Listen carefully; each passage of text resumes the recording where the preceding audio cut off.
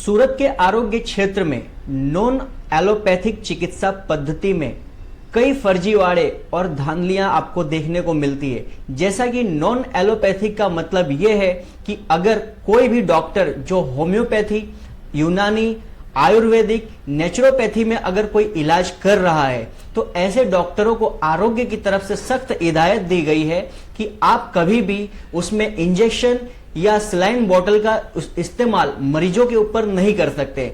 अगर आप ऐसा करते हुए पाए जाते हैं तो आपको इसके लिए सजा मिल सकती है। आपका हो सकता है हॉस्पिटल और क्लिनिक सील भी कर दिया जाए। तो जैसा कि आप सब अपने आसपास के अक्सर विस्तारों में यही पाते हैं कि किस तरीके से BAMS, BHMS, BEMS और कई तरह के झोला छाप डॉक्टर भी होते हैं जो कि इंजेक्शन और सलाइन बोतल का इस्तेमाल करते हैं, जो कि कभी कभी हमारे लोगों के लिए, हमारे अपनों के लिए जान को जोखिम में डालने जैसी एक घटना बन सकती है, क्योंकि इन लोगों को अथॉरिटी नहीं होती कि ये सलाइन बोतल और इंजेक्शन का इस्तेमाल मरीजों के ऊपर किया जाए, कर सके।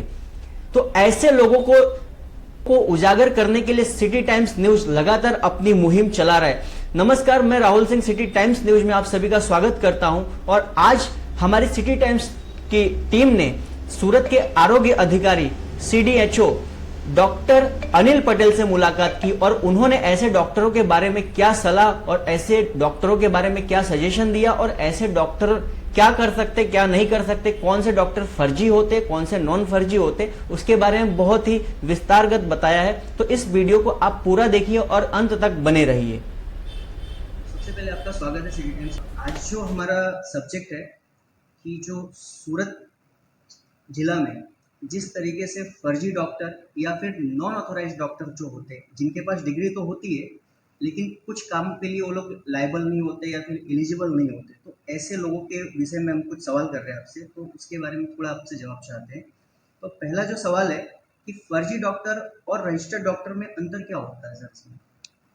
फर्जी डॉक्टर और रजिस्टर्ड डॉक्टर जो MCI, NMC और GMC के अंतर्गत रजिस्टर होते हैं, वो क्वालिफाइड होते हैं।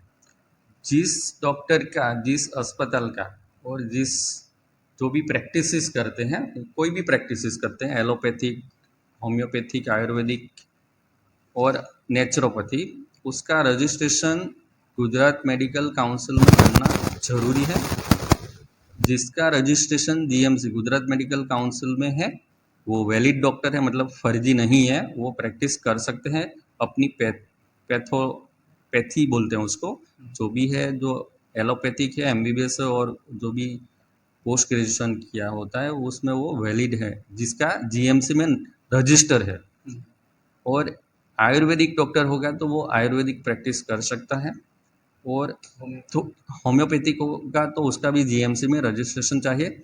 लेकिन कई कई जो सूचित दवाएं हैं तो वो यूज़ कर सकता है, जो GMC के रूल्स है और जो MCI और NMC के रूल्स है, इसके हिसाब से वो दवा प्रिस्क्राइब कर सकता है।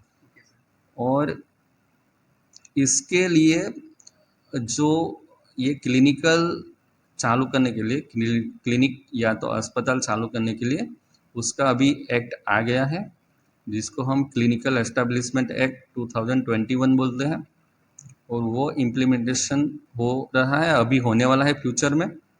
उसकी कमेटी बनाई गई है, उसमें कलेक्टर सर अध्यक्ष है और अभी मेरे पास इसका चार्ज है और उसमें कई मेंबर्स भी हैं।